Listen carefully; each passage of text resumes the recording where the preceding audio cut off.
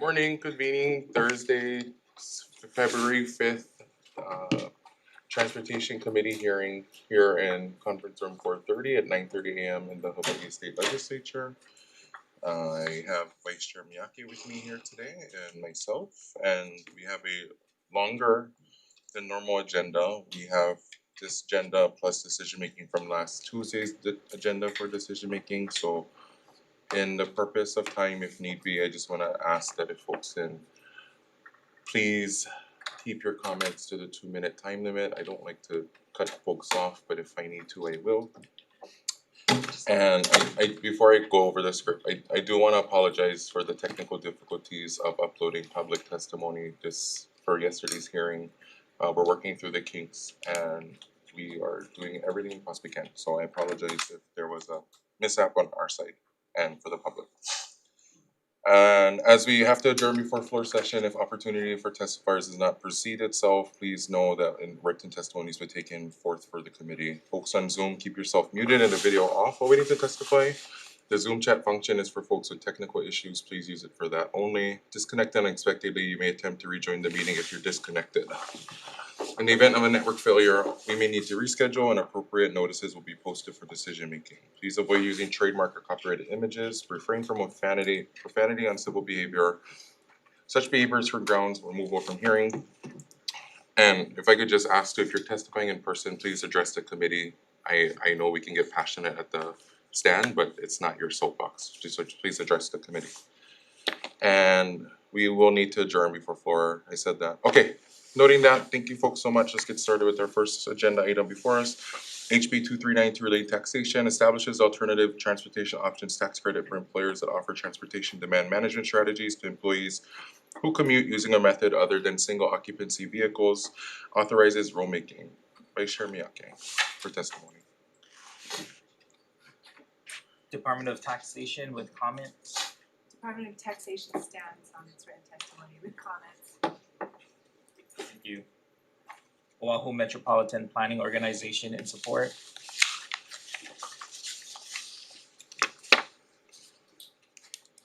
Tax Foundation of Hawaii with comments on Zoom.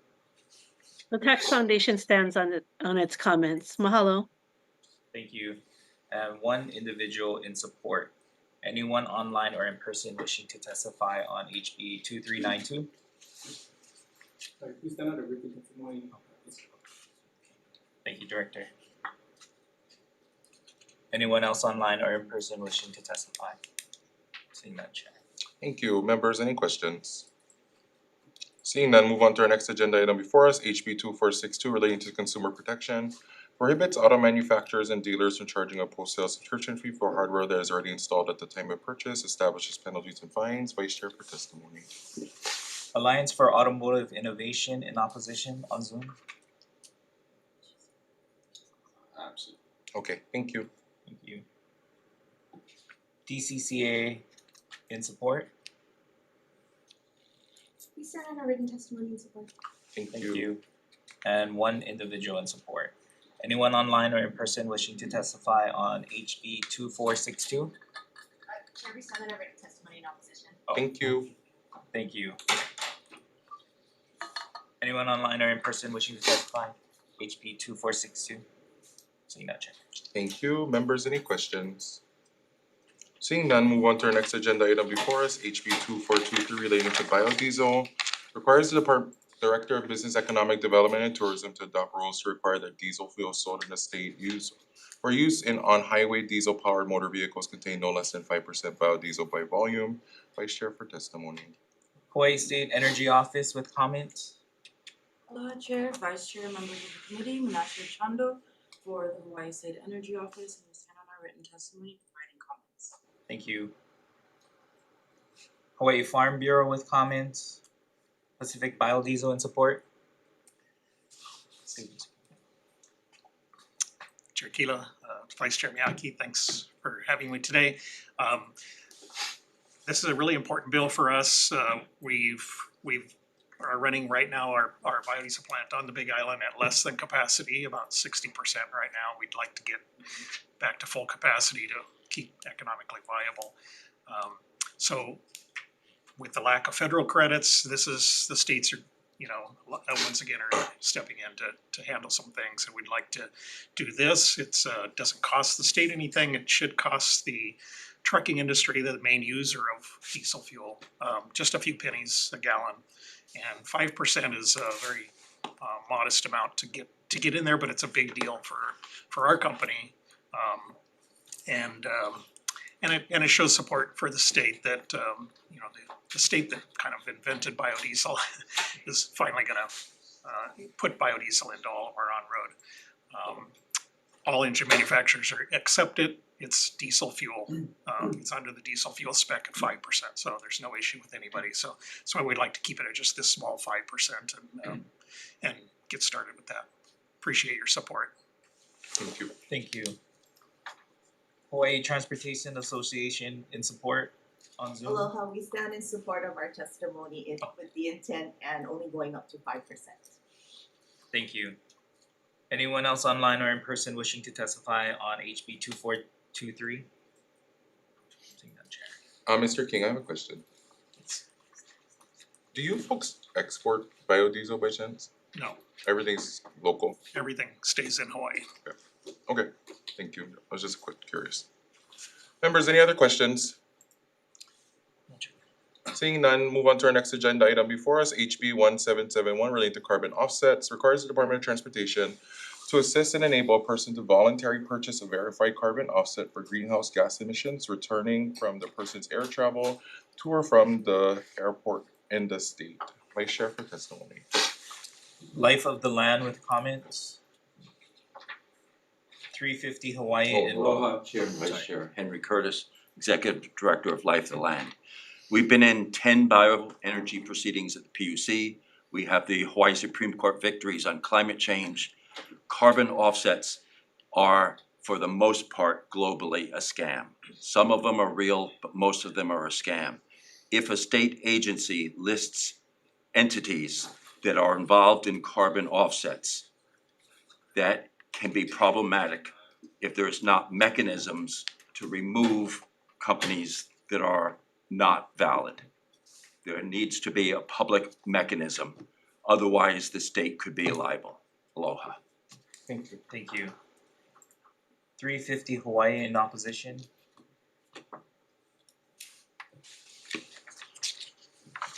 Alaska Airlines and Hawaiian Airlines with comments. Chair, we will stand on our testimony with written comments and we are available if you have any questions. Mahalo. Thank you. Thank you. Anyone online or in person wishing to testify on HB 1771? Seeing none, Chair. Director Siffin, I'm sorry, I have a question. I know you didn't submit testimony. Are there other states that have a similar program to this, I think California has carbon offset program. but they run it through their DOT? Not through the DOT. Do you know what agency by chance? I don't know which agency. I don't know any state that has a program that's run through the DOT for something like this. You able to let me know? Yeah, will do. Okay. Thank you. Members, any other questions? Seeing none, move on to our next agenda item before us, HB 2081 relating to commercial driver's licensing, requires that the state and county firefighters exempt from commercial driver's licensure be subject to an alcohol and substance abuse policy for employees that is equivalent to or exceeds the provisions of the safety and health standards established by United States Department of Transportation for holders of commercial driver's license. Vice Chair for the testimony, please. Department of Human Resources Development and Support. Chair, Vice Chair, Representative Epsilon, we stand on written testimony. Thank you. Thank you.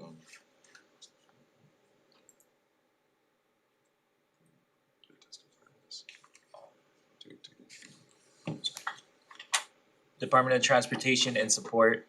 Hello, Chair, Vice Chair, members, that's the thing with the DOT stand support. Thank you, Director. City and County of Honolulu, Department of Human Resources and Support. Chair, Vice Chair, members of the committee, Nolan Miyazaki, Department Director, the City and County Department of Human Resources stands on our testimony and support. Thank you. Thank you. Kauai County Mayor's Office in support. County of Kauai in support. Honolulu Fire Department in support.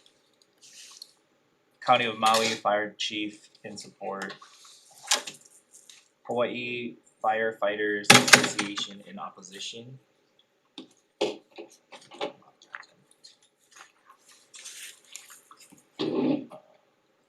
Maui Fire Department in support, and one individual, Sheldon Howe, in support on Zoom.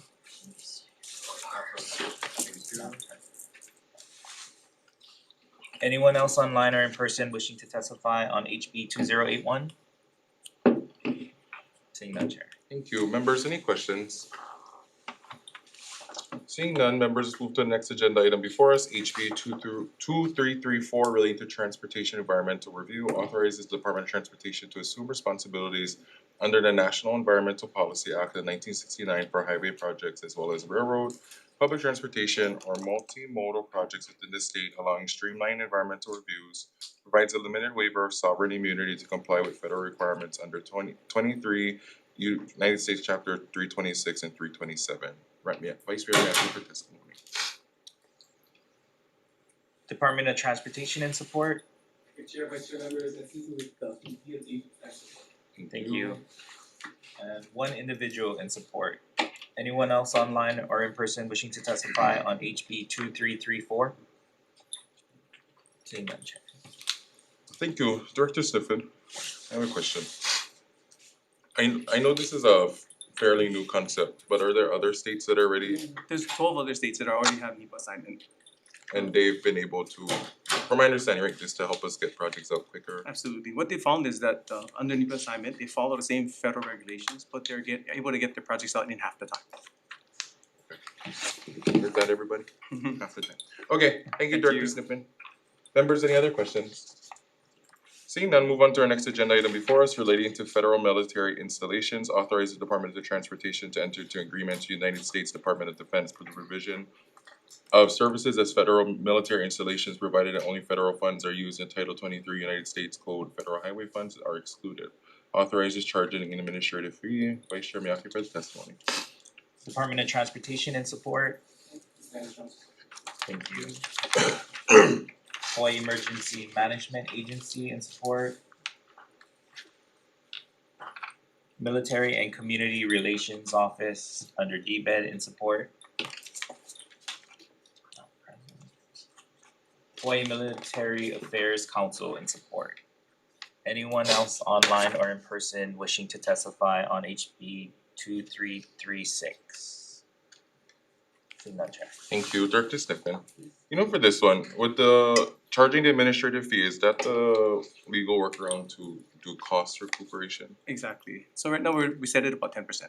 Because they technically are exempt from localities and taxes. Not that they're exempt, because we're treated as their local partner now. And because we're their local partner, instead of going in with just a time and materials cost, they're giving us a percentage of the project cost. That's probably gonna come out higher than a time and materials and better for us.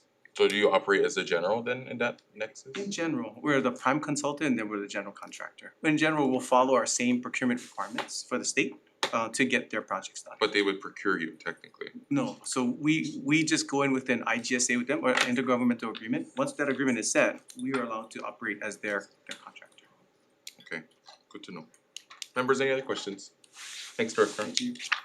Okay, seeing none, let's move on to our next agenda item before us, HB 1666 relating to motor vehicles, permits for sale or offers of sale of new motor vehicle markups in excess of 5% of the manufacturer's suggested retail part, markups in excess of $0 when specified in a proclamation declaring state of emergency, charges added to rates not based on underwriting risk or credit characteristics or of the consumer when dealers directly finance motor vehicle purchases, requires dealers to retain records for markups for a period of no less than 3 years. Vice Chair for this one. Windward Auto Group in opposition. Kuhio Auto Group in opposition. Hawaii Automobile Dealers Association in opposition. Aloha, my name is Melissa Pavlicek. I'm here today on behalf of the Hawaii Automobile Dealers Association. We represent 71 new car dealers here in Hawaii. We respectfully oppose this measure. The value of dealers in Hawaii is really to be the interface between the manufacturer and our Hawaii consumers. The dealers, the 71 dealers are our neighbors, brothers, cousins, aunties, uncles, and we have over 4,000 employees here in Hawaii. This bill would significantly risk the operations and sustainability of our dealerships, and we ask that you please defer it. Thank you so much. Thank you. Servco Pacific in opposition. Ohana Automotive Group in opposition. Solar Home Sales and Leasing in opposition. Senator Gila and members, I'm Eric Soderholm. I submitted written testimony, but I came down here, so I figured just give a couple minutes, you know. So our company's been around for 40 years. I'm vice president, part owner. My wife is the majority owner. But she sent me down here, so. The majority owner, Yeah. So the thing is that we're a small dealer. We're in Hatta. I'm not speaking for Hatta. Hatta just made their presentation. I'm the lone wolf, you know, so you can beat me down, you know, but this would be very detrimental to us. We have a lot of manufacturers that don't have MSRPs. Not every manufacturer has an MSRP. And we have to sell over MSRP because of the costs associated with doing business in Hawaii. And so people look at me and they think like, oh, you look like you're from Ohio. And I say, well, I'm from a little town south of Cleveland. And they said, where's that? And I said, Kailua. And they said, oh, so you're like a local Haole boy. And I said, yeah, there's my brother and I and 3 others. So the thing is that this is our home. My kids are in the 2nd generation. We're going to the 2nd generation. Many of my members, there's 50 members in Hatta. But there's another maybe over another 50 to 60 other guys, motor vehicle dealers in Hawaii that aren't in Hatta, that sell, you know, commercial vehicles and whatever, and sell some consumer vehicles. I understand this is a consumer vehicle thing. So I'd really appreciate if you guys wouldn't go forward on this, because it would be very detrimental to us. And that's my testimony. Thank you, Mr. Eric. Thank you. We also got 2 individuals in support and 1 individual in opposition.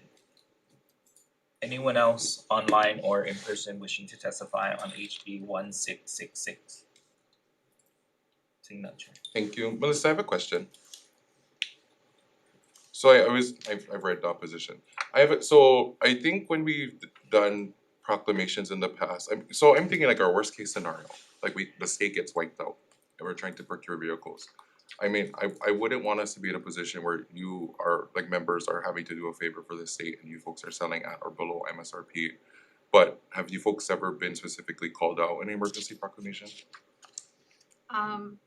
During COVID, there were a series of emergency proclamations that established price controls on many goods and services. What we struggled with most at that time was not being allowed to work for a time, and then eventually being deemed part of the critical infrastructure because consumers needed to be able to service and purchase their vehicles. So I don't know that we've specifically looked at the state being able to acquire vehicles, but I think every time there is an emergency proclamation, which sometimes can be very frequent when there's a threatened tsunami or a storm impending, etc. A threat in housing. I'm sorry? A threat in housing, or lack thereof. I guess there is an emergency proclamation for that. I think then the governor has to weigh whether or not to exclude price controls for everything from bottled water to vehicles. So it's definitely something that we watch. I think there's a couple issues that might want to consider. One is, you know, vehicles that are already here might be one scenario, but if manufacturers stop or are unable to ship vehicles here, that's when we really would struggle with the availability. I just came back from the National Automobile Dealers Association meeting, and a key topic that all of the state's executive directors talked about and received workshops on was the availability and affordability of vehicles. And so being the most geographically isolated place in the country or populated in the world, we really struggle with availability. So I would just ask that you consider that one. And then I think that a conversation about availability, when you folks, I mean, from my understanding, right, if they're assessing an MSRP, are they underwriting like a dealer that could operate in America, not necessarily the contingent US, not necessarily a Hawaii-based dealership? I'm not sure how to answer that because our association is composed of very fiercely competitive dealers who are not able to openly talk about financial matters. But if I can gather some information from our national or an independent third party, I'd be more than glad to talk with you further about it. Okay, I appreciate that. Thank you, Melissa. Thank you. Members, any other questions? Seeing none, move on to our next agenda item before us, HB 2375 related to towing practices, establishes uniform standards for parking enforcement and towing practices on state and leased lands, including notice requirements, disability protections, consumer payment, safeguards, and public reporting. Vice Chair for the testimony. DLNR acting chair with comments. Hello, Chair, Vice Chair members, Luke Sarvis with the Chair's Office, DLNR, we stand our written testimony on comments. Thank you. Department of Accounting and General Services with comments. Aloha, Chair, Vice Chair, members of the committee. We stand on our written testimony with comments and are available for questions. Thank you.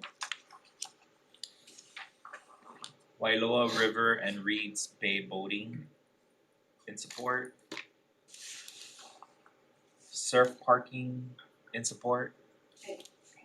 Good morning, Morning. Chair Keelat and Vice Chair Miyake. My name is Kate Thompson and I'm the director of surfparking.org, and we've been working for 3 or 4 years trying to establish a more uniform, fair, and public access on public lands. And we, I don't know if you can look through further down in your testimony, but you'll see a Excel grid that would show like each property and how the parking is managed. So who actually runs it would be like DLNR, DAGs, and then is it state parks? If it falls under DLNR, would it be state parks? Would it be small boat harbors? And then who has the contracts for the parking? Who has the contracts for the towing? And what are the results? Is the property being inspected like once a year? When was the last inspection for the like ADA compliance? Because there's a lot of variation and a lot of people's sites aren't necessarily complying in terms of ground signage, number of handicap stalls.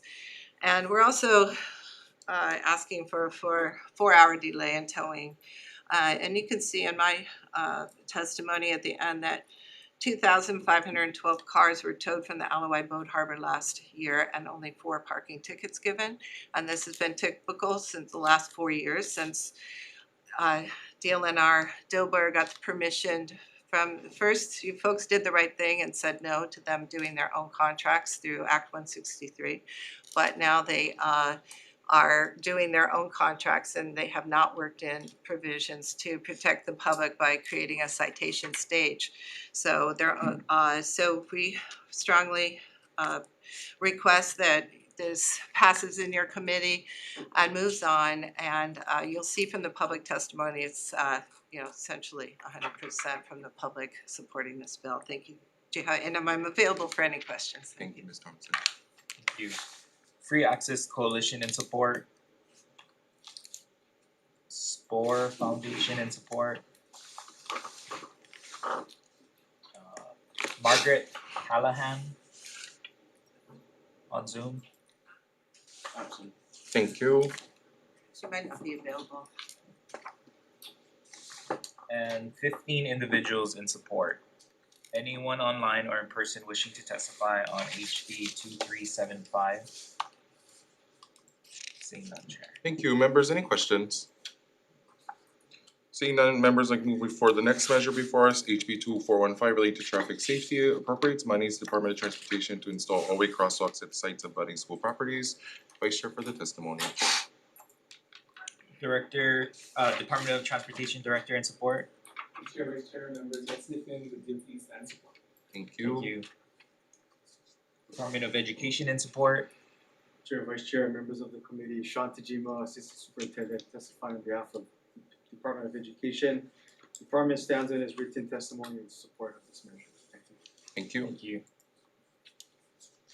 Hawaii Bicycling League in support. Chair, Vice Chair, members of the committee, we stand on Eduardo Hernandez, Hawaii Bicycling League, stand in support of our written comments. Thank you. Thank you. And 1 individual in support. Anyone else online or in person wishing to testify on HB 2415? Seeing none, Chair. Thank you, members. Any questions? Hello. I'm sorry. Oh, sorry. I'm here to testify in Okay, support. could I have your name and then if you could turn your camera on? Yes. So aloha, my name is Cardenas Pintor. I use any pronouns. I'm testifying in support of HB 2451. Mahalo to Chair Kila, Vice Chair Miyake, and the representatives of the Committee on Transportation for hearing HB 2451. I ride the bus here every day in Hawaii, and it is covered under the UH Manoa tuition for $50 a semester. I save a lot of money, which makes makes a huge difference in my life. And and I'm Wait, not Cardenas, alone. wait, you're testifying on public transportation. We're still on all-way crosswalks. Mahalo. Sorry about that. I'll Thank you. make sure to get you on the next one. Mahalo. Thank you. Anybody else online or in person wish to testify? Seeing none, members, any questions?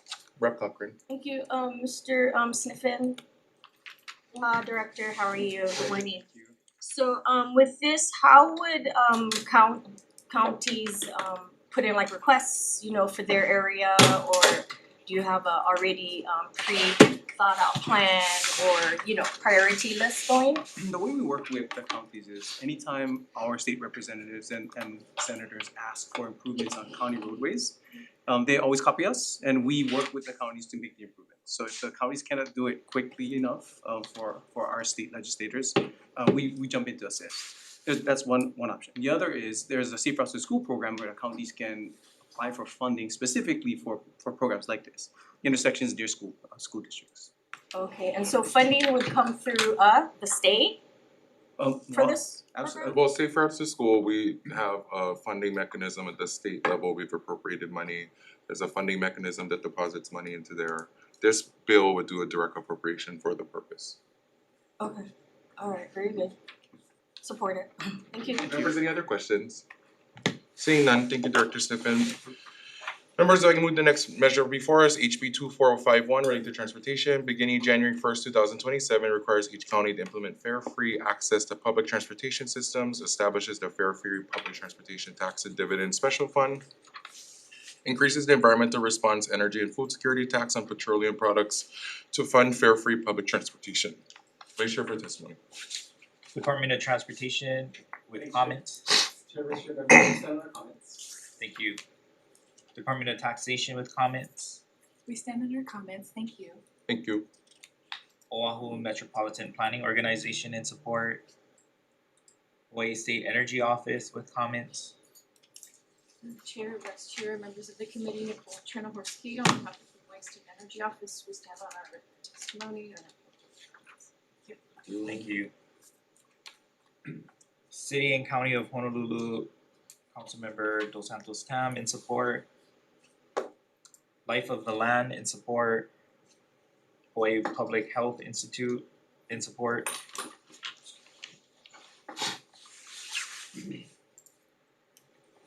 Aloha Chair, Vice Chair, committee members, Nate Hicks with Hawaii Public Health Institute in support of this measure. Free public transportation is kind of like what we dream of when we want to create a good society, right? We're not hoping that we are requiring low-income families to struggle to pay for the bus. If we have free public transportation, we will improve our traffic situation, improve our climate situation, provide better access to everything that our state has to offer. If we can, increase the number of people taking public transportation, that's a benefit to all of us, not just those who are riding the bus. The Big Island has instituted free public transportation island-wide, and ridership has doubled. This would be a huge benefit to Oahu and our other islands as well. Already, the city and county greatly subsidizes the public transportation here. 85% of the cost of operating the bus is paid for by the county themselves. Only 15% is paid for through fares. Having the state pick up this extra small part of the tab to make sure we all have public transportation would be a huge gift to everybody and be a great benefit to the state. Mahalo, appreciate this and support this measure. Thank you, Mr. Hicks.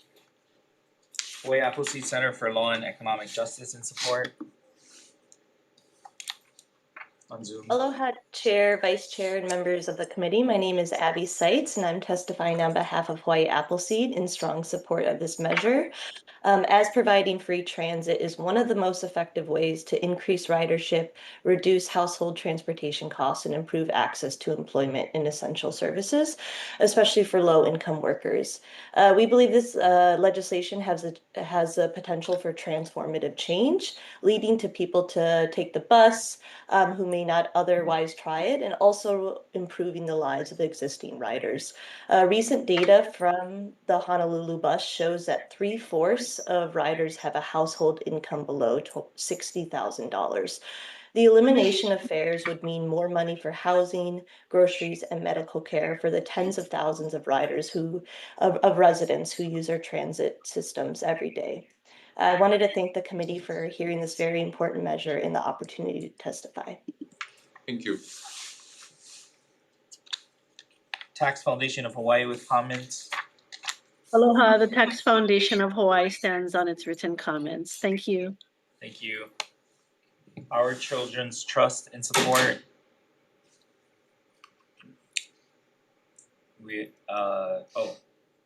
Cardenas Pintor in support on Zoom. Aloha again. Mahalo to Chair Kila, Vice Chair Miyake, and the representatives on the Committee on Transportation for hearing HB 2451.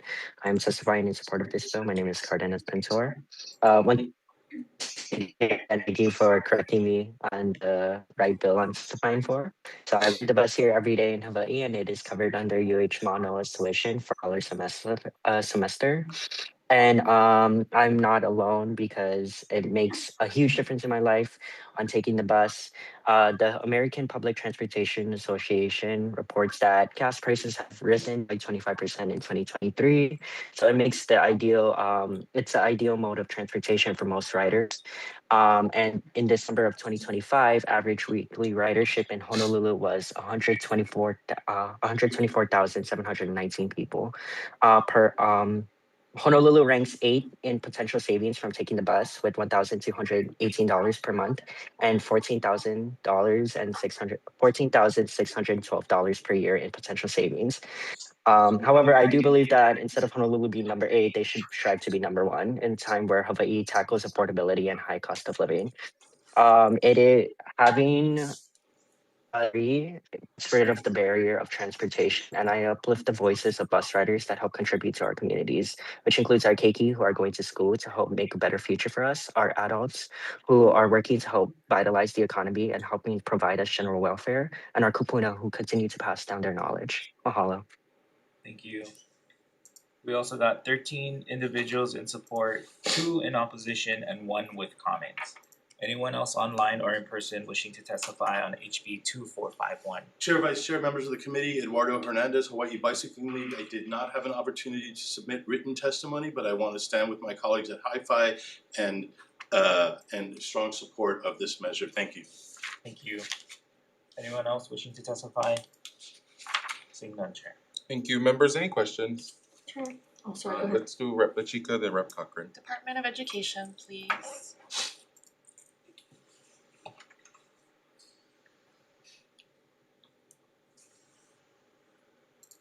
Assistant Superintendent, do you know how much currently the department allocates for the County Express program? So currently, we're funding City Bus Pass for Oahu and Kauai. I know in the bill it said it was about 6,000 something riders. So since then it's increased. There's about 7,000 on Oahu and about 100 on Kauai. The whole cards for the 10 months, it costs between $25 and $30. $250 and $300. So total estimated amount is about 2.1 million for this year. For this school year, we've spent or allocated for that. Okay. When did we start doing the County Express bus program? That was the beginning of this year. 3 years ago. 3 years, and since we started it, demand continues to grow. More and more kids are signing up for it. Was there a year where we made it free? There was no students didn't have to pay for their application. It's all free. Oh, it's currently right. It is free to them. Oh, okay. And this is the first year that we made it available to middle school students too, correct? Correct. It's middle school and high school. So if should this pass, and there's a new source of revenue, what will happen to the 2.1 million that the department is appropriated for the? So I think the big picture of that, we wouldn't be spending that money. The money we have allocated for this is actually allocated to pay for our bus contracts for school bus. So because of the bus driver shortage for school bus, we pay for only routes that are active and are run. So if they're not running a route, we don't pay the contractors for that. So the money that we're saving from that is allocated for the city bus. So the ideal would be if we did increase our bus drivers and we had all of our routes running, we wouldn't have the funds for the city bus, but we wouldn't need it at that point. So I think right now we would just not be spending the money on city bus. And thank you. And does the department currently have a plan to reallocate those resources in places where perhaps there's not a route, but there's also no county's bus stop? So we try to prioritize running bus routes in areas that there is no express bus, but we don't have any plan on how we would use this money if it was funded from another source. I have on that same line of questioning, right? So we've increased ridership because we've cut more bus routes, right? You're saying 7,000 users? Correct.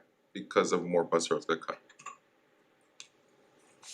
So because we don't have enough drivers to fill all of our school bus routes. Sorry, yeah, inactive bus routes, not bus routes getting cut.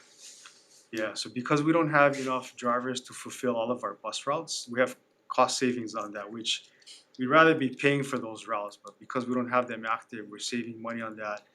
So to provide alternative means of transportation where there are no routes available, we're providing the express bus pass for that.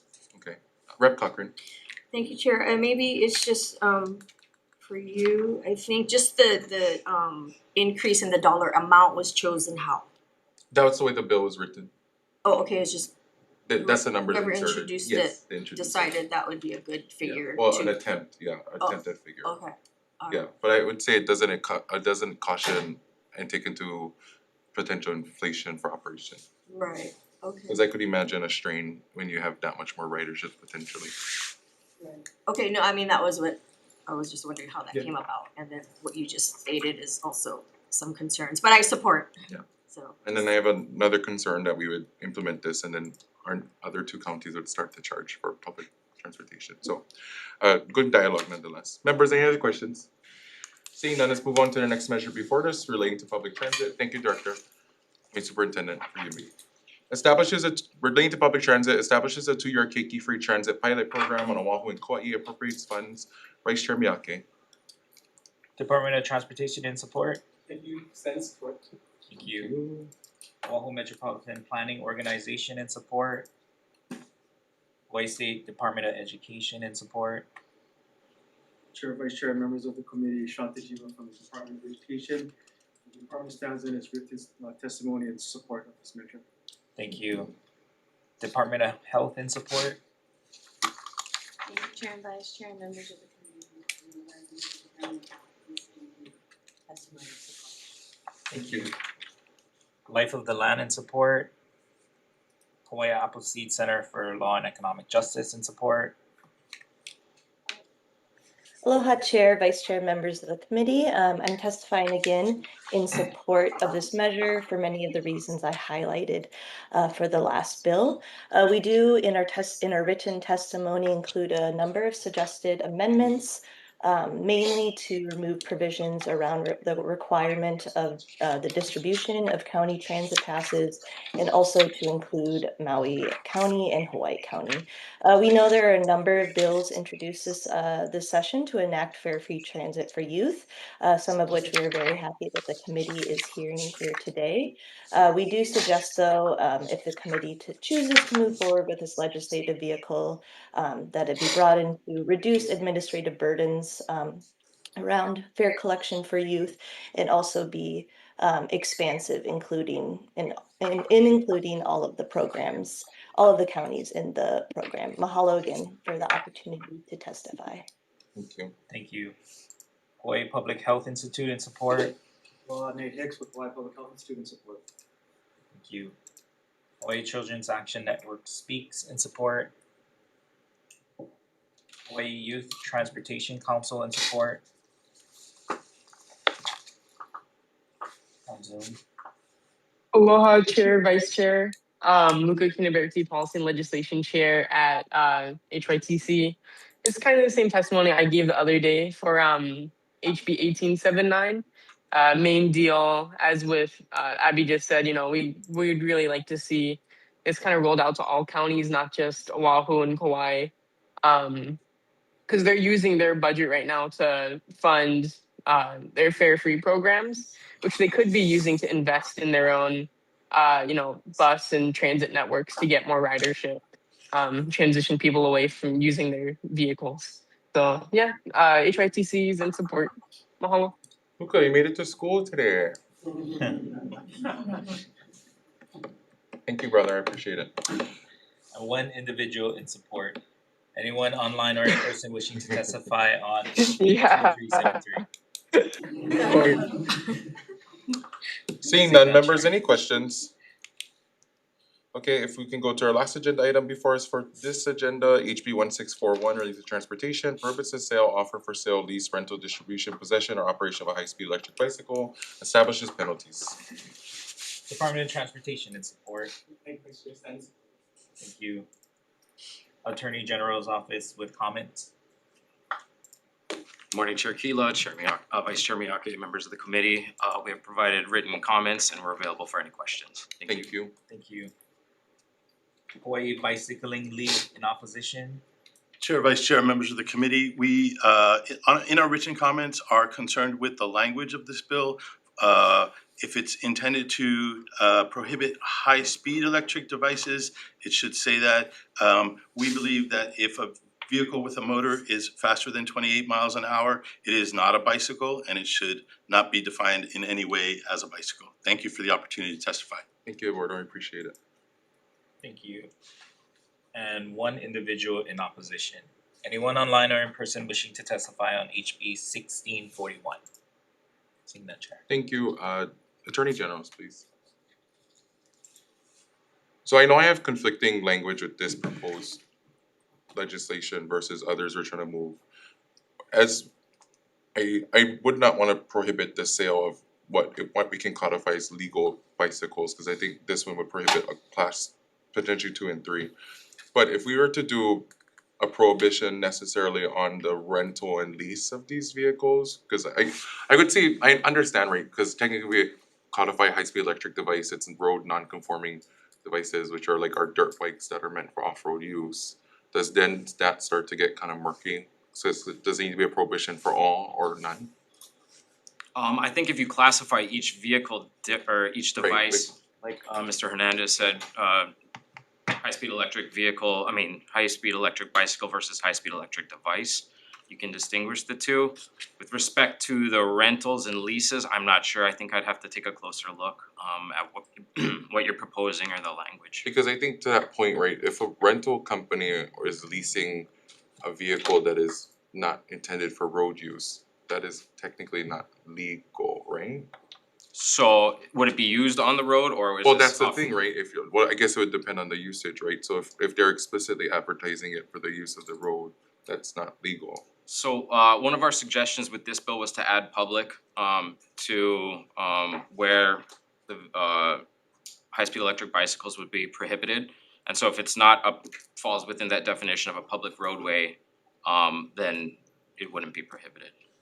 I think that's what we've been, I know what the introducer is trying to do, right? I think they're intentionally trying to get those non-conforming devices off our roadway. And I do understand that folks buy it for fun. I think that's my biggest concern is that if we have companies leasing and renting them and then it's for the intent to use on our roadways, that's the hard part. But I think there's good intent and I appreciate your comments and your testimony to help us find a path forward. Members, any other questions? Okay, seeing none, members, let's recess. Use the restroom.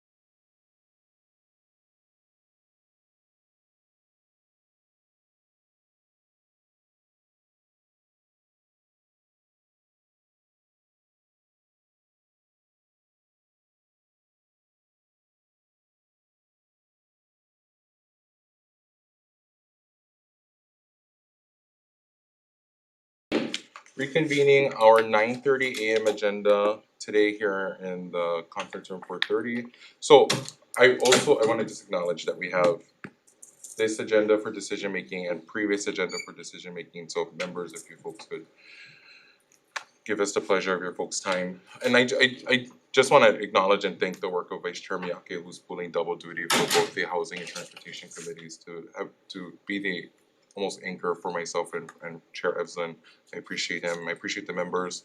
I didn't get to say this last Tuesday, but I think in the interim, transportation has become, if not one of the biggest sticking points for constituencies across the state and here in the legislature, and I think it's reflective in the amount of bills that have been introduced and referred to transportation, but I am happy that we are having these discussions nonetheless, because as Deputy Director Khalili will tell you that everything touches transportation whether you see it or not, and I totally believe in that. So it's reflective in the bills that you folks have authored as well.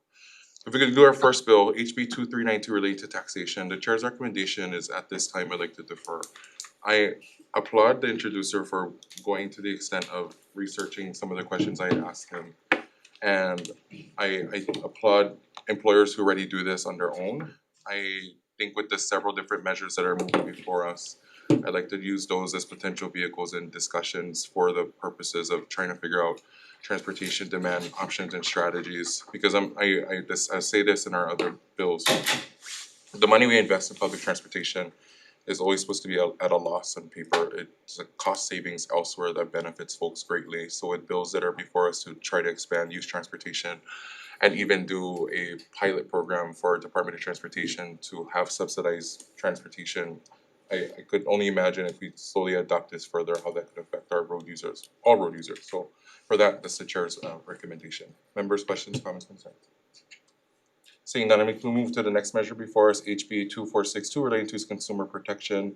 Chair, the members, the chair's recommendation is to defer this one as well. I think this whole space around post-market sale has definitely got convoluted, but I think to some degree, I don't want to blame the manufacturer and or dealers for this.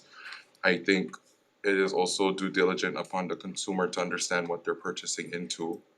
But I think if we start to go down this path, it could get very difficult. And if I know DCCA like I know them, I don't know if they necessarily want to be doing enforcing. I know they're not necessarily named, but I have the Attorney General. And I would like to just ask that the dealer board continue to have this conversation to figure out a path forward on what this will look like, because it is not going away anytime soon. Our cars are becoming a second phone, and now you need to pay to start your car up. So I think I would like to just have that discussion further at the dealer board level, and if they see fit for legislation, this committee could be open to that. Members, questions, comments, or concerns? Seeing none, I will move on. Excuse me, it's so cold. The next measure before us, HB 2423, relating to biodiesel. Chair, I'd like to adopt a HD1 for this measure. I would like, okay, so when I say request HMSO effective date, the House custom and practice is July 1, 3000. So for the public, that when you see a defective date that is moving, it is not an accident, it is intentional. When we have defective dates, it allows it to go through the legislative process upon concurrent agreement and conference. Should the bill make it all the way, that is where we adopt a effective date or a delayed start date for the purpose of consideration of legislation. So requesting HMSO to effect the date there. I wanna amend this measure to require DBED to formally adopt and implement this program no later than January 1st, 2028. I wanna clarify that DBED shall consult with Department of Transportation for the development and implementation to ensure operational coordination among this program or potential program. And additionally, I want DBED to do a comprehensive rollout plan to the public no later than 120 days prior to implementation for the purpose of the public to understand the timeline, any fiscal considerations, and administrative structure for us to take into consideration, the mechanisms that will be necessary, and any statutory regulatory adjustments that may come. I want to ensure that the implementation has the alignment, because I think, from my understanding, diesel vehicles can run up to 20% blend, from my understanding, and the department to determine the details through rulemaking and tech amendments for clarity, consistency, and style. Members, any questions, comments, or concerns? Seeing none, Vice Chair for the vote, please. Voting on HB 2423, the recommendation is to pass with amendments. Chair and Vice Chair votes aye. Representative Conklin. Aye. Representative Evslin. Aye. Representative Grandinetti. Aye. Representative Kitagawa. Aye. Representative Lachika. Aye. Representative Muraoka. Aye. And Representative Purick is excused. Chair, the recommendation is adopted. Thank you, members. Our next measure before us, HB 1771, relating to carbon offsets. This is an interesting discussion. I don't want to put DOT in a position to have to do a program they're not equipped to do, but I think there's some discussion that we can continue to have in the next committee. So at this time, the chair's recommendation is to adopt a HD1 with tech amendments for clarity, consistency, and style, requesting HMSO to affect the effective date and any further amendments as necessary. Members, questions, comments, or concerns? Seeing none, Vice Chair for the vote, please. Voting on HB 1771, the recommendation is to pass with amendments, noting the excused absence of Representative Purick for the remainder of this hearing. Any members voting with reservations? Any noes? Chair, the recommendation is adopted. Thank you. Members, like to move before the next measure before us, HB 2081, relating to commercial driver's licensing.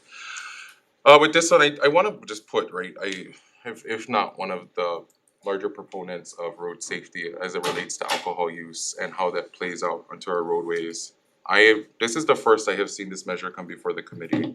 And I think when I'm having these conflicts of folks testifying in support and opposition, I do wanna acknowledge the Hawaii firefighters' testimony of acknowledging that they are open to this to be done through the arbitrary process of collective bargaining.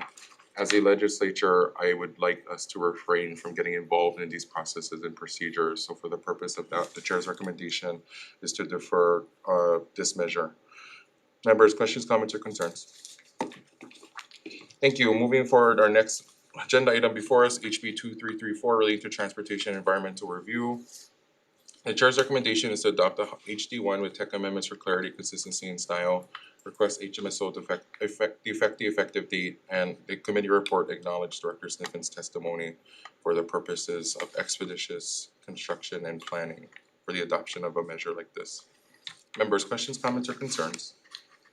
Seeing none, Vice Chair for the vote, please. Voting on HB 2334, the recommendation is to pass with amendments. Any members voting with reservations? Any noes? Seeing none, Chair, the recommendation is adopted. Thank you, members. Our next agenda item before us, HB 2336, relating to federal military installations. Members like to adopt the HD1 on this measure with tech amendments for clarity, consistency, and style. Request that HMSO affect the effective date, and that the committee report. This bill has several references to Title 23 of the United States Code, and I would just like DOT in the next committee hearing to please consider a clarification on sections 101, 119, 133, and any other United States codes for purpose of clarity. Members, questions, comments, or concerns? Vice Chair for the vote, please. Voting on HB 2336, the recommendation is to pass with amendments. Any members voting with reservations? Reservations. Moving Rep. Cochran's reservations. Any other members? Any members voting no? Seeing none, Chair, the recommendation is adopted. Thank you, members. Our next measure before us, HB 166, relating to motor vehicles. I appreciate the conversation here in the committee, and I appreciate everyone that has come before the committee for the purposes of discussion. And I think as we've tried to navigate this process and procedure as we go through with different things that exist, I wanted to be clear. I don't think the intent is to hurt our local dealerships, but I've expressed, I think, concern. But I appreciate HADA coming forward to the table of wanting to figure out a way that if there is an independent third party that can operate, working with different to see the costs that exist. Because I think if our larger manufacturers are putting dealers at a disadvantage, there needs to be some clarity, because I do not want this. Obviously, folks, this is a free country, free market, free society, and if you folks are operating at a loss and that's not being taken into consideration, Hawaii is a contingent state within the 50 states, and if they're not accounting for that cost, I think that is concerning. And so with noting Hada's testimony and the folks before us, the chair's recommendation is to defer the measure. Members, any questions, comments, or concerns? Thank you. Okay, next bill before us, HB 2375 relating to towing practices. Okay, we have taken up a measure previously to address a version of trying to get to the table of acknowledging toll companies and then also the public. Passing that bill, I think, has allowed us a lot more teeth for some form of regulation. This problem is not going away anytime soon, but I have concerns noting that the testimony that came forth that we have conflict both from the general public and from our state and county agencies. I would like to just note for the record, in the interim, it was the intent for the Attorney General and I that we had requested the Department of Consumer Commerce and Affairs to generate a licensure bill pathway for towing companies, because I think 90% of our actors in the state are compliant with law, PUC regulation, DOT regulation. It's these 10% that are rogue and doing these things unnecessarily that have been frustrating for the public and myself included to watch full-heartedly.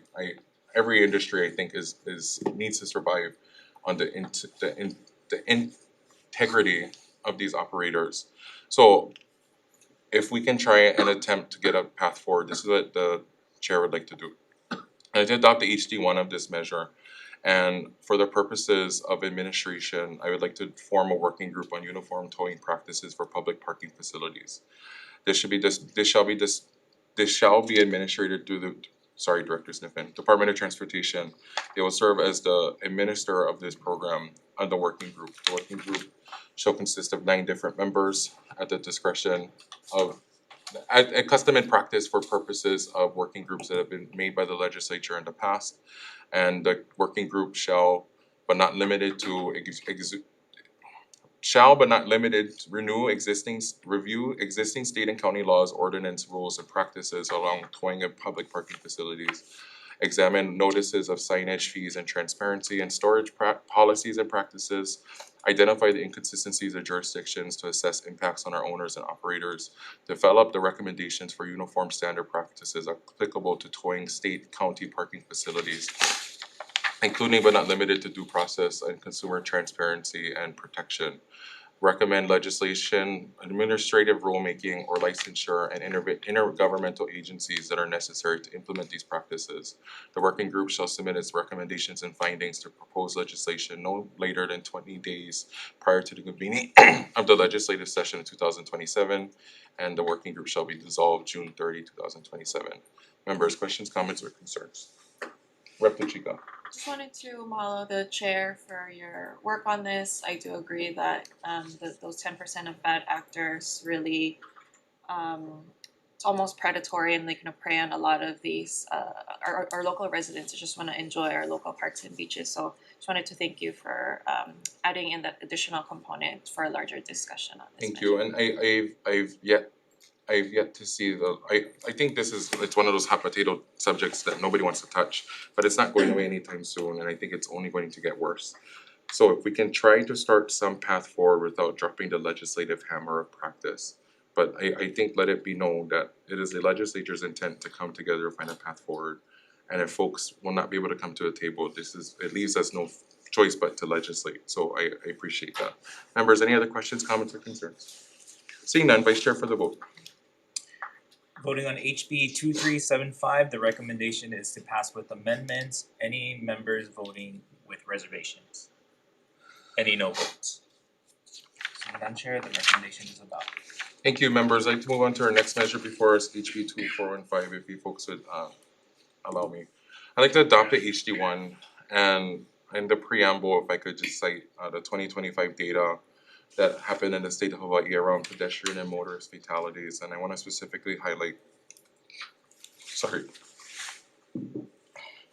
the incident of a Nanakuli resident by the name of Tea Mahilona who passed away this interim while waiting to cross the street on Farrington Highway.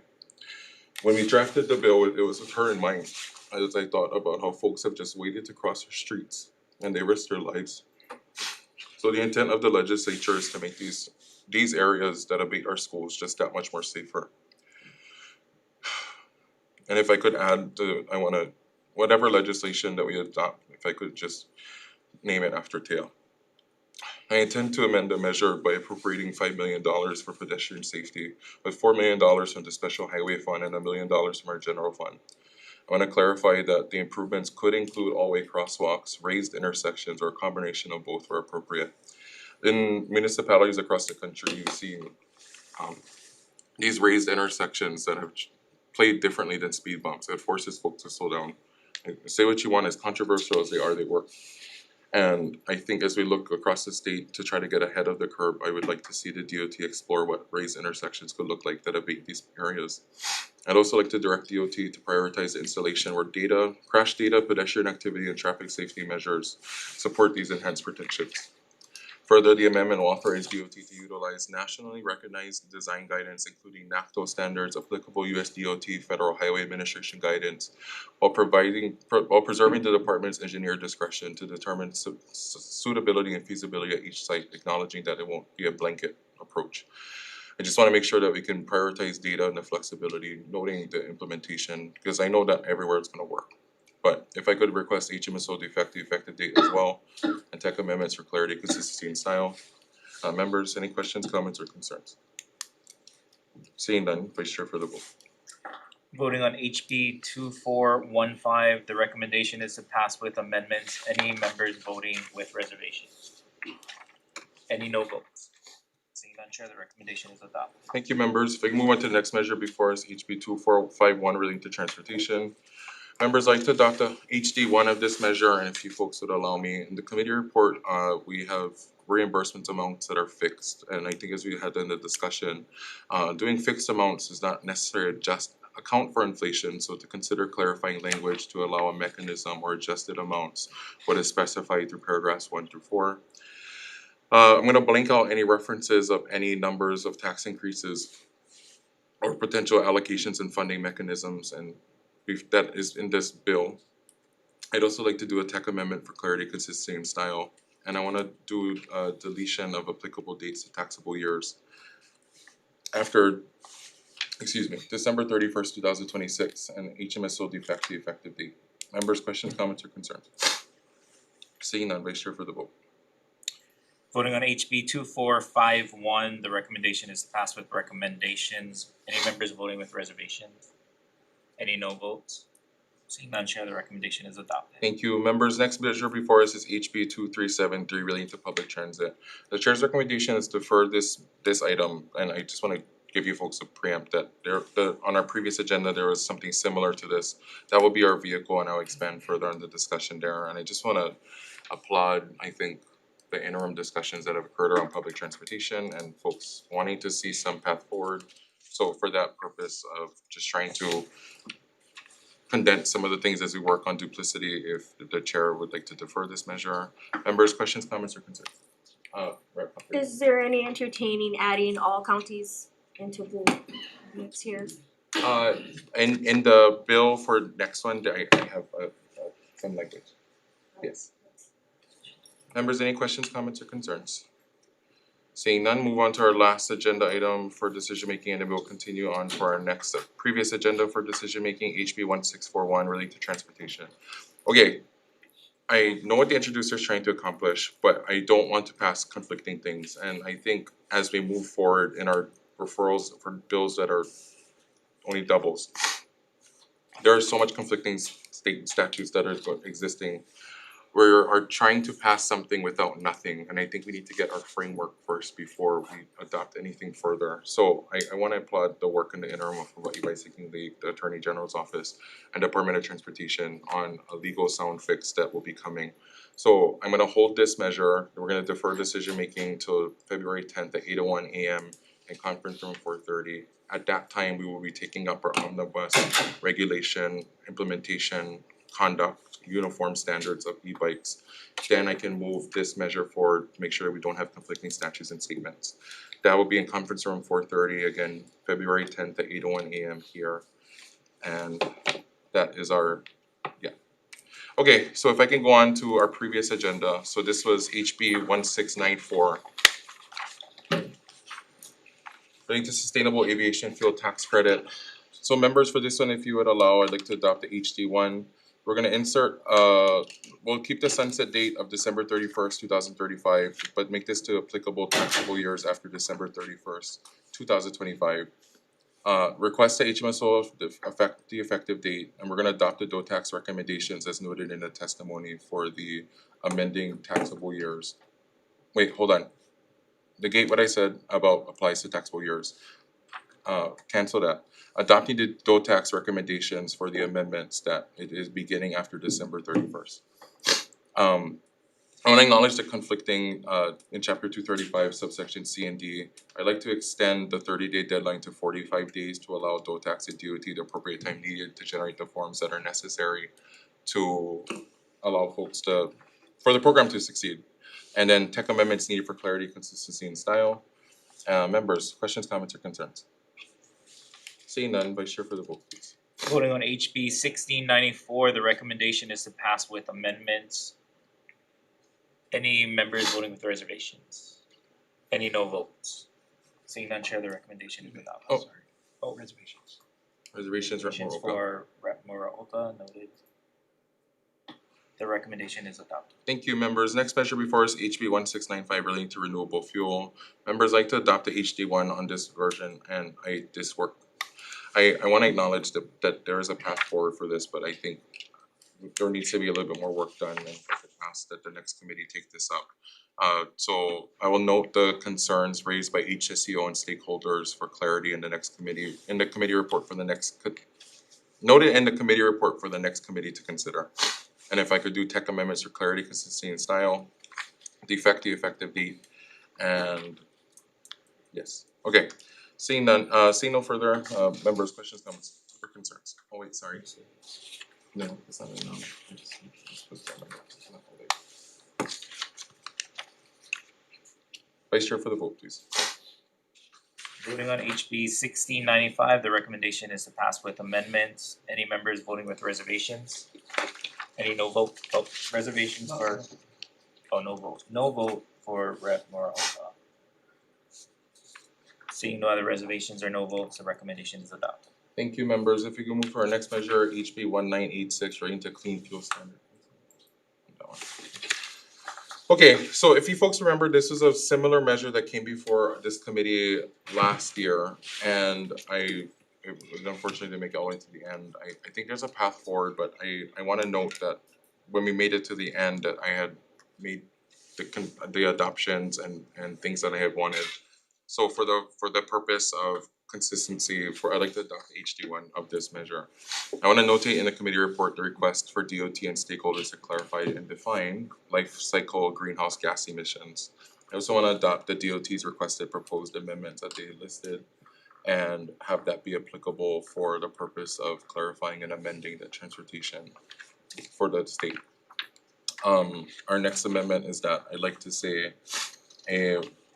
that to require an update and update at least biannually on some of the different best practices that exist that was noted in the testimony.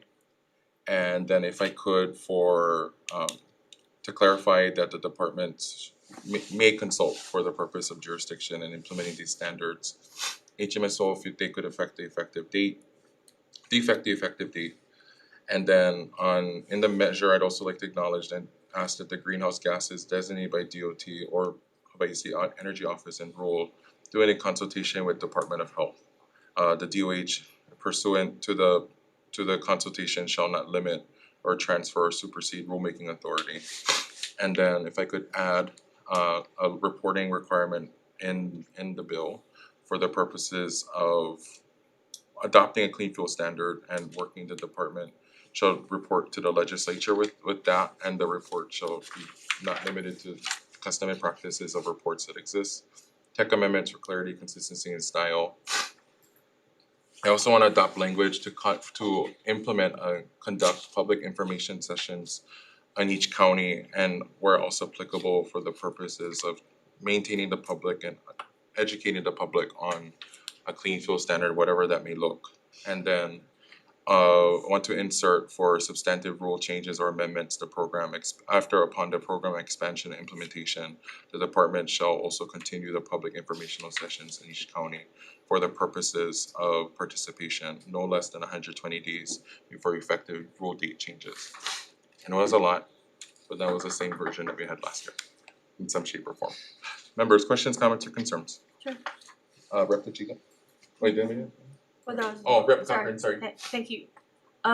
So looking back at testimony the other day for this particular item, is there any truth to the opposition by Mike Ewell about this goes against the Navahine settlement with DOT?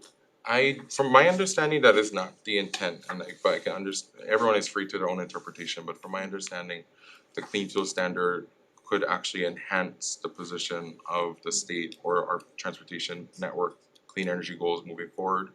And that was not raised last year when Navahine was still very much well, so from my understanding, that is not the intent of the legislature. Okay, thank you. Yeah. Members, any questions, comments, or concerns? Vice Chair for the vote, please. Voting on HB 1986, the recommendation is to pass with amendments. Any members voting with reservations? Any no votes? Seeing none, Chair, the recommendation is adopted. Thank you, members. Okay, our next measure before us, HB 1797 related to autonomous vehicles. Members like to adopt the HD1 of this one. We'd like to request the HMS will affect the effective date. I do want to adopt the DOTAX testimony and insert for the purposes that DOTAX may designate a third-party administrator for qualified expenses and monitor compliance and anything further as necessary. And that no credit shall be allowed unless the taxpayer has a certification, custom and practice. I would also like to amend that the motor carrier automated vehicle supervisor training program shall equal 35% of qualified training expenses incurred of the taxable year, provided the credit shall not exceed $10,000 per taxpayer per taxable year, and the allowable credits under this section shall not exceed $1 million in a taxable year. And then any tax credit that exceeds the custom and practice language of tax liabilities in excess shall be carried or may be carried forward. That section shall be repealed on December 31st, 2036.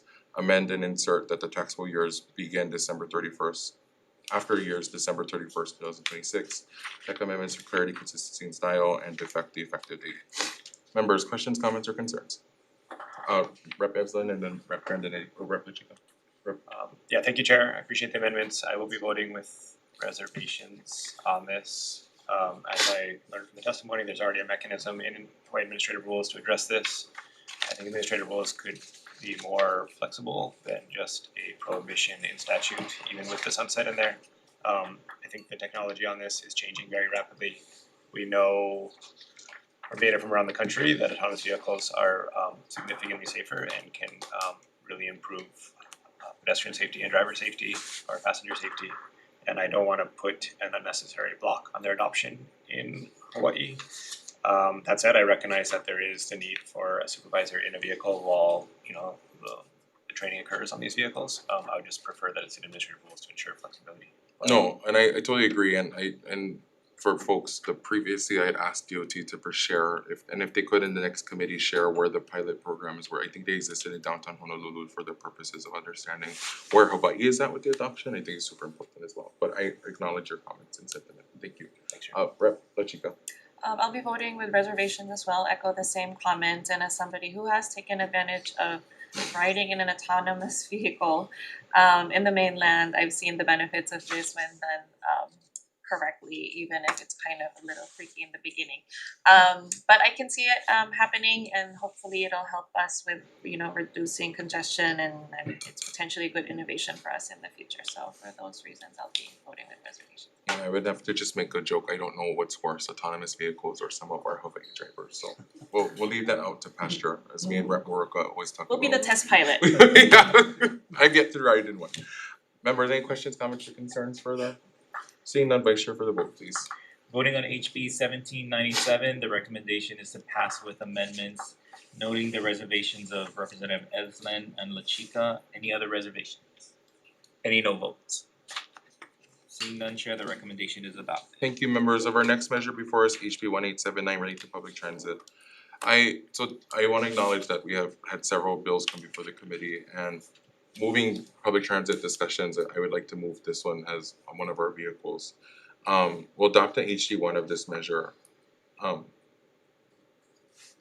Wait, before I go there, I wanna also just applaud the counties that have found ways to subsidize transportation to the purpose without having to put onto the ratepayers. There have been large discussions here in Honolulu County, and Honolulu County will be seeing a rate increase. Those rate increases will, again, probably hurt the folks that need public transportation the most. And as I said prior, the money invested in public transportation will always be a loss because the net benefit is supposed to be made up somewhere else. So I would like to just continue challenging the counties to be aggressive in trying to keep public transportation at the lowest cost possible to the rider, so that you do not further burden these folks. I think there are mechanisms that exist in each county where I've seen them subsidize it via their special highway fund, which is applicable and using. I also want to acknowledge though that us passing any potential measure in the future, I would hope that the counties don't see it as another nexus of either raising or starting to charge, because I believe Maui County has a version of a subsidized transit, and I think Hawaii Island as well. I know they don't have as much to operate as Honolulu or maybe even Kauai, but I just want to note that concern. So I would also like to rename it from a Department of Transportation fare free youth to the Department of Transportation subsidized youth transit. When you say free, it is misleading. It is subsidized. That's ultimately what it is. We're going to defect the effective date on this measure. I want to adopt DOTAX's testimony for the fix, and I want to insert the DTS testimony to the committee report, because I previously, when we heard this measure on Tuesday, I had great concern that I don't want the Department of Education to lose their aggressiveness on restoring these bus routes and see that this would be the potential vehicle to just stop having to subsidize their bus passes, because there still needs to be a path forward for these bus passes to be restored. And also try to acknowledge our bus driver shortage. There will be other measures before the committee that I think would be very beneficial in that nexus. But DTS's testimony is I think it's purposeful to understand that the state cannot use the county as a mechanism for the purposes of providing the transportation that is meant for school folks. I also want to amend the measure to clarify. And I think for some they might draw issue, the youth that have testified, but if we are to move this measure forward, I have been on the record as saying blanket rebates have not made it to the pockets of the folks that need it the most. I am a proponent of supporting these different income levels specifically that need it the most. I'm not trying to make this about pick and choosing who deserves it more than not, but I think when we are answering to taxpayers and we do these blanket rebates, I necessarily cannot say where it goes. But if I can carve out to make sure that this program goes to the families and the folks that need it the most, I feel very proud in saying that moving these measures have a tangible effect on these communities. So if I could ask, I would like to amend the measure to clarify that the DOT shall administer the subsidized youth transit program in a manner that prioritizes youth who demonstrate financial or social need. The amendment provides that examples may constitute financial or social need, not limited to youth from households receiving public assistance, youth residing in public or subsidized housing, youth in foster care, guardianship arrangements, youth who qualify for free or reduced school price meals, youth from single parent households with the income threshold tied to the federal poverty level adjusted for Hawaii. And I want to clarify, in years where the appropriations are insufficient to provide universal access, the DOT shall prioritize eligibility for the higher need youth before expanding access broadly. Additionally, I want to amend the measure to allow the DOT to adopt rules for the verification procedures and coordination of eligibility and expand the program under special circumstances to prevent misuse or duplicate enrollment. And I want to make an amendment to make clear that nothing prohibits the department from expanding eligibility to all youth if sufficient funding is available, but I just want them to prioritize those folks first. The intent is to ensure that limited resources are making it to the youth and the folks who need it the most that really see transit as a public access. And I want to preserve that DOT has the administrative flexibility for expansion. And in the committee report, I would ask in our next committee that the counties and our state agencies clarify what defines a county transit agency, because I think what looks like the bus on Oahu does not look the same in any other county, and I don't want there to be a way that not every county can opt in. So I would just ask in the next committee, they could see that forward, and I want to blank all the appropriation amounts and mentions the numbers that are shared here. Members, questions, comments, or concerns? Rep. Evson, Rep. Miyake. Oh, Vice Chair Miyake first. Oh, No, thank you, Chair. I just wanted to state that, yes, Maui County does provide free bus fares for children, or 24 and younger rides free, Maui County, and 55 and older. So hopefully it's a learning experience that maybe City and County of Honolulu can collaborate with Maui County. I echo that. I would hope they could find a path forward to it. Rep. Ebsen. Thank you, Chair. I'm in strong support of the measure. I really appreciate all the voices who came and testified in support on this transit bill and all the other transit bills, especially Luca, who maybe sounds like he might have skipped school the other day to come here. But I will say, as my very first time I ever testified on a bill, I was 22-ish, and it was on a bill to expand public transit. And so I hope that, and I think somebody else said in their testimony that this was their first time ever testifying. So hopefully testifying in support of public transit serves as a gateway. Shouldn't use the word gateway drug, but a gateway for these children to for a lifetime of advocacy and maybe a public service. On the amendments you made, I appreciate you moving this forward. I will say that from my perspective, I do hope that we could keep the program as universal as possible.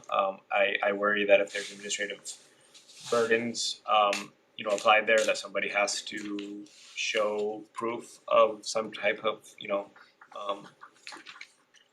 means testing, that this will be a significant barrier to usage of the program. And I think that public transit is different than other means tested programs in that every time you get somebody in a bus, often that's taking somebody off of the road, which provides a benefit to everybody else. And then for this person who's getting exposure to public transit that they might not have otherwise utilized, it can help develop lifelong dedication to riding in buses and a lifelong public benefit in that regard. So my hope is that we could still consider, as it moves forward, the possibility of keeping this open and universally applied. But thank you, Chair. No, and I concur what you say in the sense that there very well would be a generation before us, a generation after us that knows nothing but public transportation as folks move away from their vehicles. And I appreciate your comments, and I do want to clarify that the DOT has that flexibility. But I think, as I was sharing with folks, is that these reporting allow us, when we are talking to folks, to justify the program. But what you're saying is absolutely warranted, and I hope one day we can move to a future where there is full public subsidized transportation at the level of either the county or state. But for the purpose of this program, I'd like to move those amendments. So I appreciate your comments, Rep. Ebsen. Members, Rep. Cochran. Thank you, Chair, and support this, but I'm hoping that the ongoing discussion will address potential issues about the taking a portion of the fuel tax and then thus reducing the amount for environment, energy, and security type other uses. And the other thing for Maui County, I mean, we have a really great program to help with our most vulnerable and needy community, but with that added ridership and usage, there may be a challenge with adding more service routes and vehicles itself. I know there's always an ongoing challenge because we have a lot of visitors in Maui County. I've had professionals, that try to get to work and they literally, there's no room for them to get on the bus when it's those peak times during the summers and winters. So just, I think the added ridership is obviously going to add to the cost of the overall transportation needs, as in vehicles and routes. No, and I concur. What a problem to have that they have to, I know in the best circumstances. So I just want to acknowledge that if we can know in the committee report in the next times that should the measure move forward, that the Department of Transportation could get feedback and projections from each county of potential ridership increases and how that would potentially affect operation, potential expansion, or even the need for further maintenance on some of their vehicle fleets, and acknowledging that double-edged swords, I think, have good intent, but also to your point, Rep. Cochran, there could be other things that we may not foresee. So if I could ask in the committee report that DOT coordinate with the counties for further discussion and bringing that before the next committee, should it be heard. So thank you. All right, and one last point, that, as we discussing a lot of other bills to decarbonize zero, and so with the fuel tax, if we're gonna decrease it, then and this whole program's rolling out and it's successful, what would be the alternative source of funding, I guess, as we continue to say zero free admission, you know, and so anyways. No, I agree with that too, because it should not be a mechanism, so I hope in the future we can expand it, so we're not doing it based on a dwindling fuel tax collections. Okay, great. Okay, thanks. Members, any other question, comments, or concerns? Rep. Grandinetti. Thank you, Chair. Yeah, strong support for this measure, and I just wanted to echo Rep. Epslin's comments. Noting, I guess my concern that whenever we means test, there are always people just above those qualifying levels who miss out, and that I really do see public benefit in investing and shifting young people away from cars and towards buses, regardless of their income levels. But thank you for your work on this, very exciting. Sorry, let me add maybe a provision if I can put in for even students who not necessarily just qualify for free or reduced school lunch, students who also attend Department of Education schools that are considered Title I, so blanket appropriations for that, because I could acknowledge that somebody who is attending a Title I school may not necessarily be Title I in income. So if they could even just be attending of a school that receives blanket free or reduced lunch, that they would also qualify for the program as well. Okay, any other questions, comments, or concerns? Rep. Lachika. No, everyone's jumping in. Just wanted to add as mahalo again for just taking a strong position on pushing for this when I know Honolulu County has voted to increase bus fares. It feels like a step backwards what we're trying to achieve. And I, as somebody who represents a community that's very dependent on taking a personal vehicle to and from work or other areas, because we're not directly on the rail line too, it's very difficult for my community to access public transportation. Being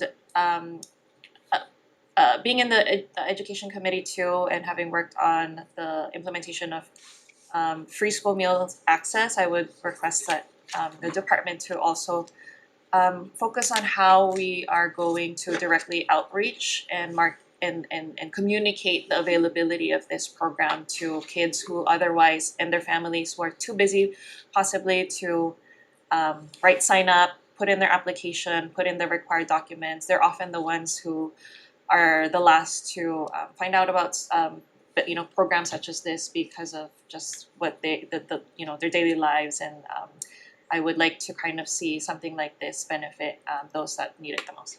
No, absolutely, and don't worry, we're not done with the counties. We will have further discussions on the way that they do things, and I want to applaud the chair of housing who has acknowledged that those kind of terrible poor planning of public transportation around the largest dense areas has put us to where we're at. And I just want to acknowledge, right, like I know forms, if not barriers, create the most for the folks that need it the most. But I continue to say if we're gonna justify a program, I think some of those reporting exist. So I wanna add that DOT may consult with Department of Education on best practices for the purpose of implementation and expansion and verified eligibility for the program, to acknowledge your point that we make it to the people that need it the most. And I think the amendments and a bill like this to move forward does a bottom to top effect that the folks on the bottom are prioritized now at the top. Members, any further comments? Okay, Vice Chair for the vote, please. Voting on HB 1879, the recommendation is to pass with amendment. Noting the presence of Representative Pirrick, all members are present. Any members voting with reservations? Any members voting no? The recommendation is adopted. Thank you, members. Sorry, last one, I promise. HB 2034. So in the same conversation of transportation, I also acknowledge if we are gonna request the public to take public transportation, I think we as a state and the county need to put our money where our mouth is, and if they would, this is the intent. So the intent of this measure is to do a pilot program for the purposes, and I also acknowledge, I think if we are going to compete with the private sector, we as an employer need to find ways that allows people to feel that the money or the things that they're coming to service can outweigh necessarily going somewhere else where they pay more. And I think just a dividend like the free public transportation, allowing that cost to be absorbed by us as the employer, makes us hopefully more attractive employer. So for this, I'd like to adopt the HD1 of the measure requesting the HMSO to affect the effective date. I want to adopt the Attorney General's testimony for the purposes of establishing a one-year program to make the terms more clear. For the purposes of appropriating out of the general revenue, I could do $150,000 or so much for the purposes of operating the program, and then there's appropriated $150,000 out of Highway Special Fund for operation and staying purpose, and they should be expended by Department of Transportation for the purposes of this. I want to acknowledge when we had numbers ran on a full subsidization of the Department of Transportation in a period of 5 years, 100% opt-in, I believe it was $4 million. For a one-year pilot at $300,000 potentially. And also acknowledge that flexibility that the state highway fund could come in more if should general funds not match the purposes of what we're trying to accomplish, noting the fiscal constraints we are in this year. At $300,000, we could subsidize upwards of 30% of the Department of Transportation's workforce, acknowledging really the ones that pay for public transportation is Oahu and Kauai and some parts of Maui. But this would allow us a first crack, and I want to thank Rep. DeChica, and sorry, I forgot to add the reporting requirement in this measure for us to further consider.